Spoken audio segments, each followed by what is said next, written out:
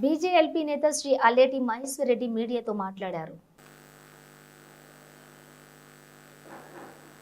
కేవలం మన పదవి కాపాడుకోవడం కోసం మాట్లాడినట్టుగా రాహుల్ గాంధీ మెప్పు కోసం ఏదో మాట్లాడాలి కాబట్టి ఒక విమర్శ చేయాలన్నట్టుగా విమర్శ చేస్తూ ఉన్నారు. కానీ నిజంగా రేవంత్ రెడ్డి మాటలు ఒక బుడ్డర్ ఖాన్ మాటలు లెక్క ఒక బుడ్డర్ ఖాన్ని తలపిస్తున్నట్టుగా మాట్లాడుతున్నాడు.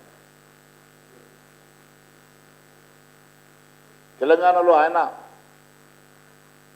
పదవి కాపాడుకోవడానికి ఈరోజు ఉన్నటువంటి పరిస్థితిని గమనించి ఏదో ఒక రకంగా తన పదవికి ఉన్నటువంటి గండాన్ని తప్పించుకోవడానికి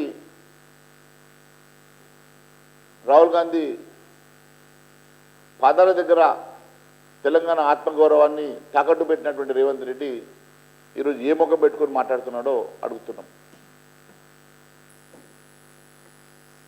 ఈరోజు ముఖ్యమంత్రి లేకుండా సెక్రటేరియట్లో మంత్రులను అధికారులను సమీక్ష చేసినటువంటి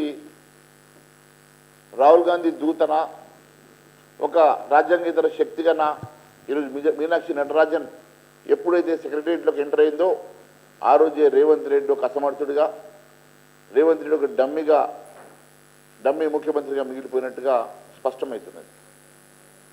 ఎప్పుడైతే ముఖ్యమంత్రి లేకుండా ఒక అజాత వ్యక్తి సెక్రటేరియట్ సాక్షిగా రివ్యూ చేయడం అంటే గతంలో ఎన్నడూ చూడలేదు.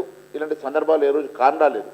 ఇది ప్రజాస్వామ్యంలో ఒకవైపు వారే చెప్తా ఉన్నారు, జై బాబు, జై భీమ్, జై సంవిధాన్ అని.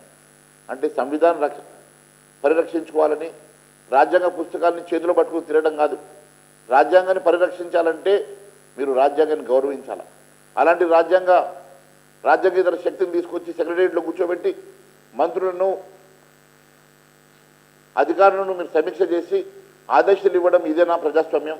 ఇదేనా మీ రాజ్యాంగానికి ఇచ్చే గౌరవం అని చెప్పి అడుగుతున్నాం. పూర్తిగా ఒక ముఖ్యమంత్రి అసమర్థుడైనా కూడా ఏ రోజు కూడా గతంలో జరిగినటువంటి ఒక సంఘటన ఒక రాజ్యాంగేతర శక్తి వచ్చేసి సెక్రటేరియట్లో రివ్యూ చేయడం అనేది గతంలో ఎవరు చూడలేదు. కేవలం ఇవన్నీ కప్పిపుచ్చుకోవడానికి, తన పదవిని కాపాడుకోవడానికి నరేంద్ర మోడీ గారి మీద విమర్శ చేస్తున్నటువంటి రేవంత్ రెడ్డి గారు మీ స్థాయిని మించి మీరు మాట్లాడుతూ ఉన్నారు.